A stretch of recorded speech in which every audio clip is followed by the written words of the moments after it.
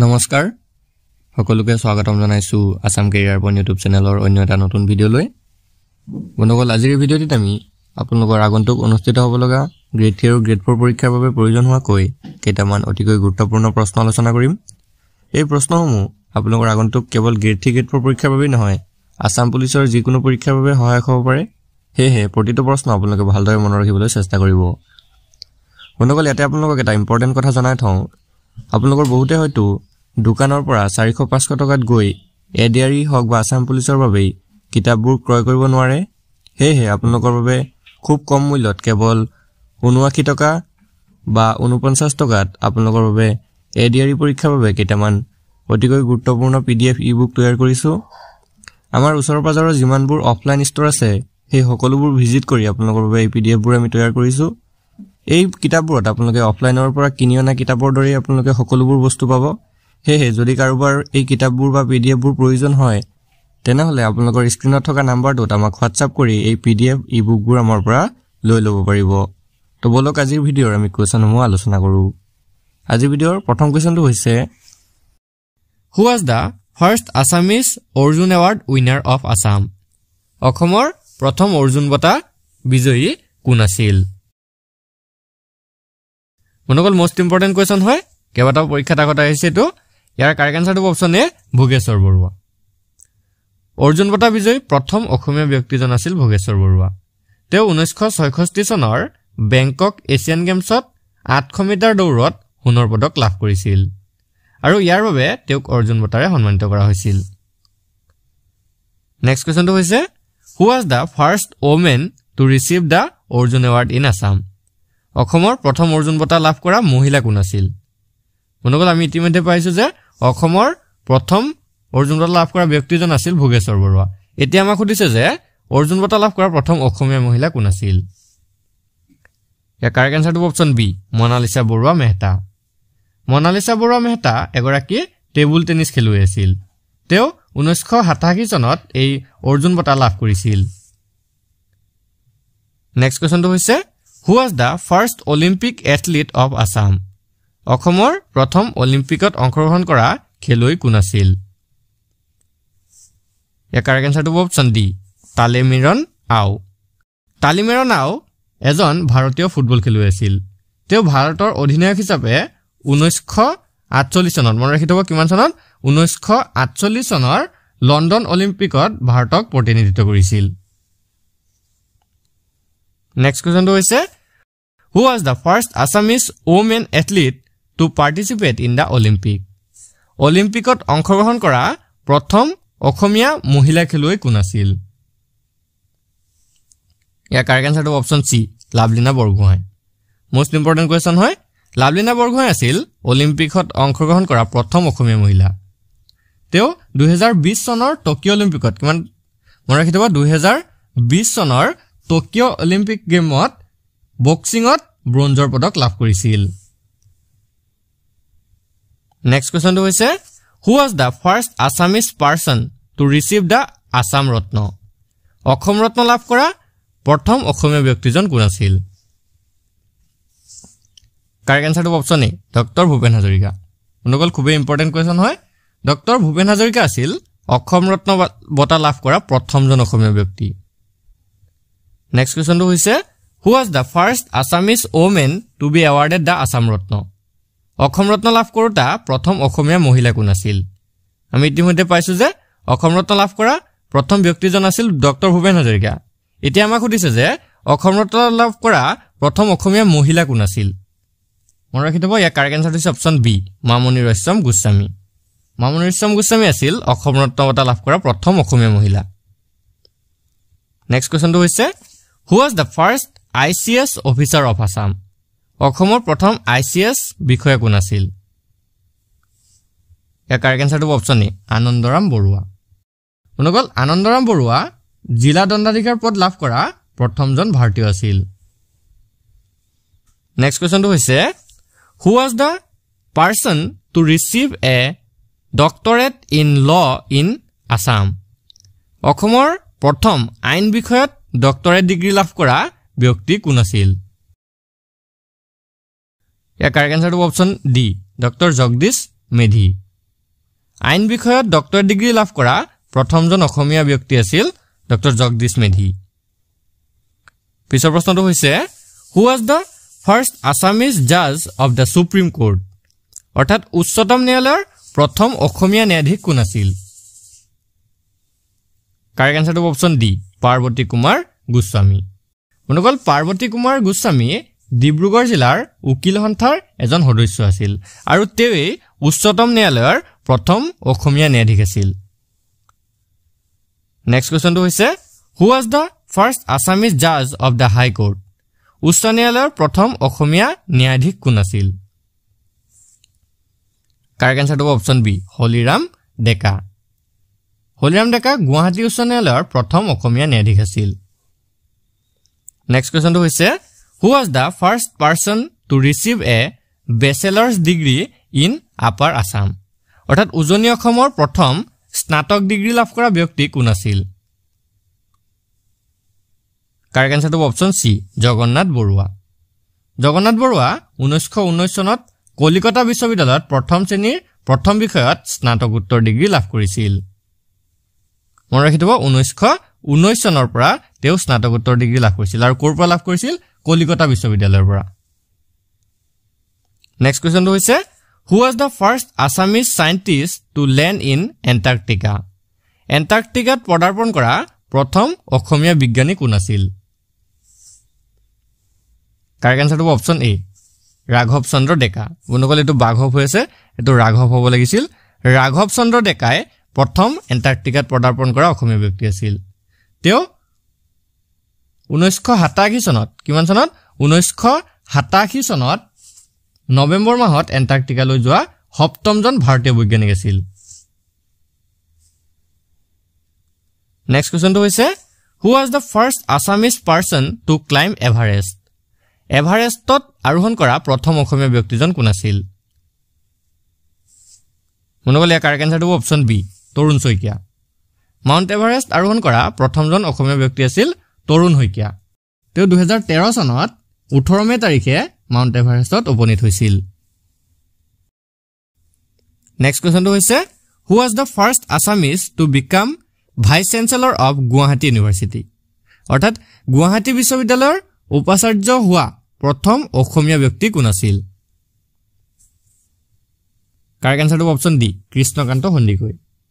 মনগল গুৱাহাটী বিশ্ববিদ্যালয়ৰ উপাচাৰ্য হোৱা প্ৰথম ব্যক্তিজন আছিল কৃষ্ণকান্ত সন্দিকৈ নেক্সট কোৱেশ্চনটো হৈছে who was the first Assamese person to receive the Dada Saheb Phalke award দাদা সাহেব ফাল্কে বঁটা লাভ কৰা প্ৰথম অসমীয়া ব্যক্তি কোন আছিল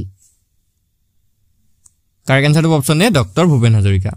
বন্ধুসকল ডক্টৰ ভূপেন হাজৰিকাই দাদা সাহেব ফাল্কে বঁটা প্ৰথম লাভ কৰিছিল পিছৰ প্ৰশ্নটো হৈছে who was the first Assamese woman to be awarded the Padma Bhushan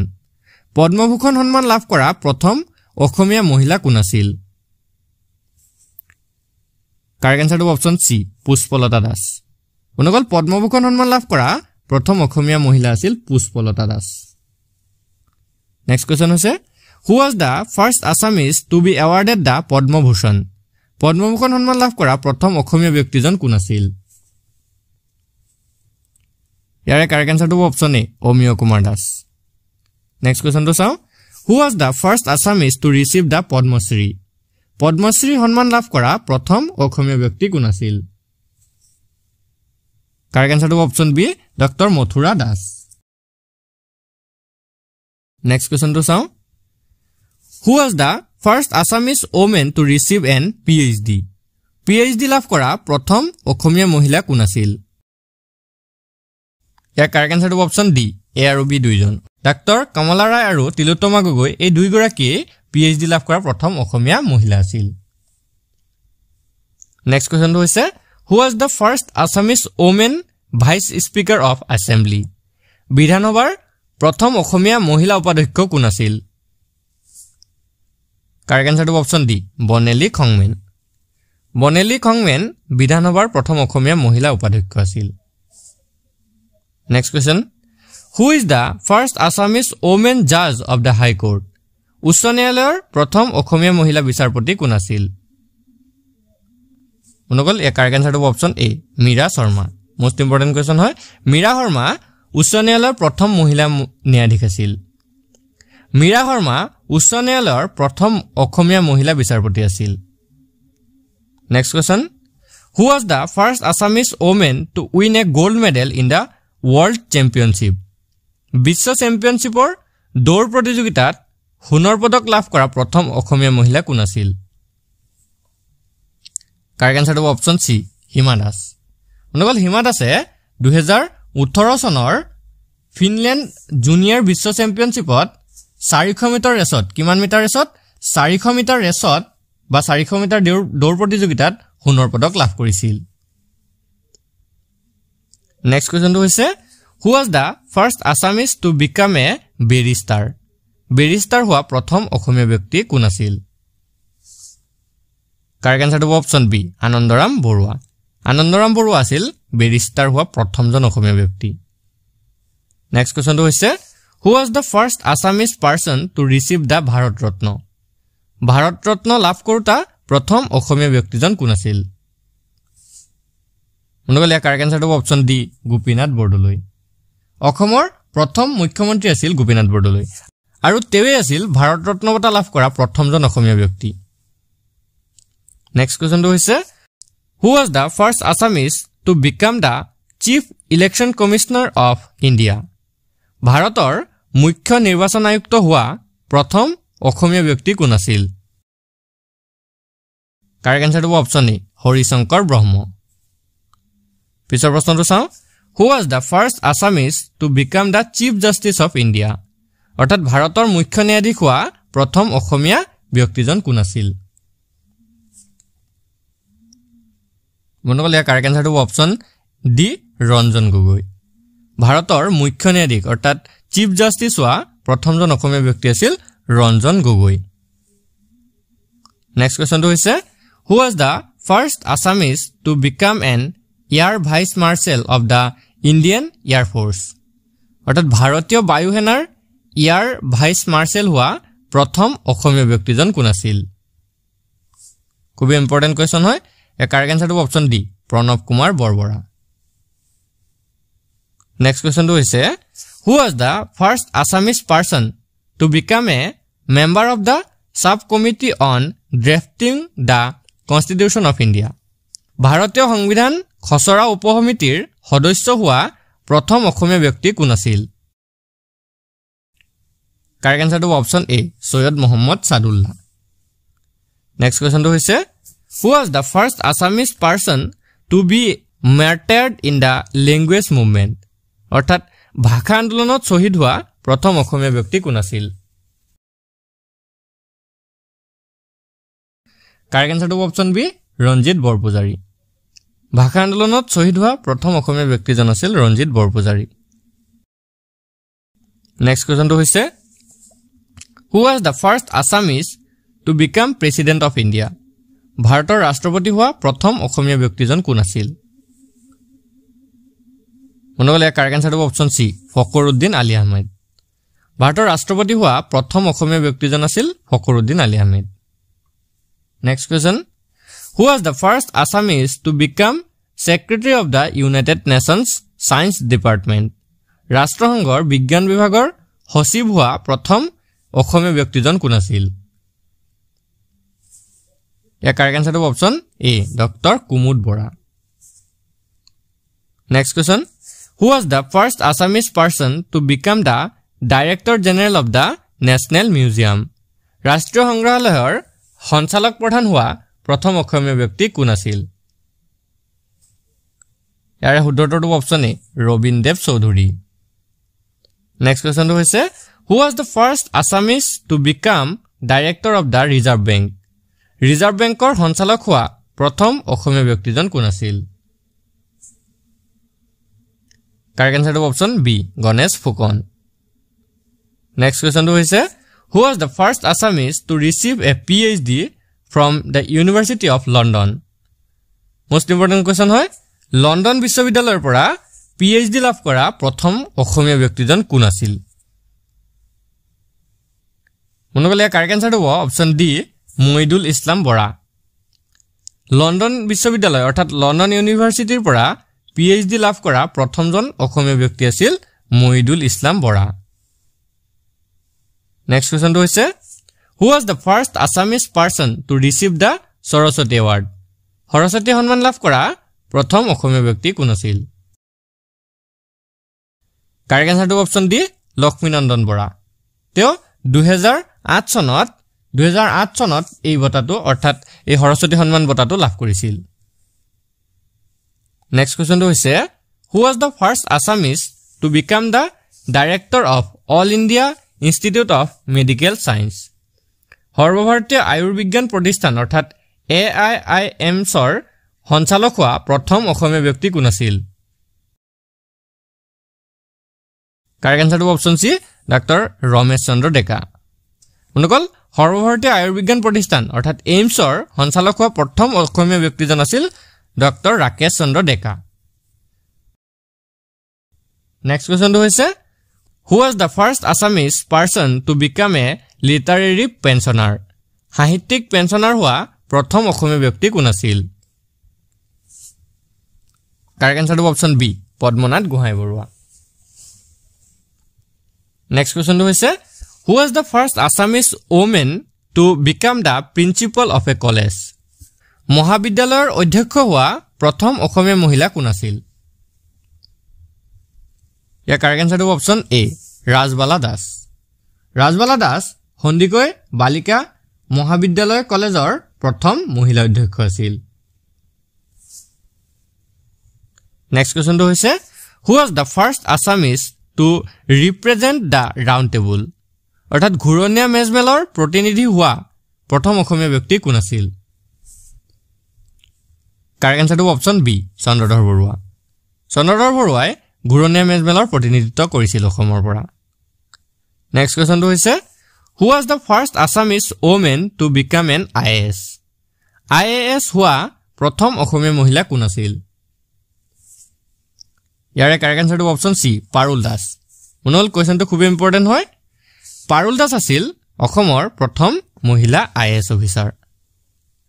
next কোৱেশ্চনটো হৈছে হু was the first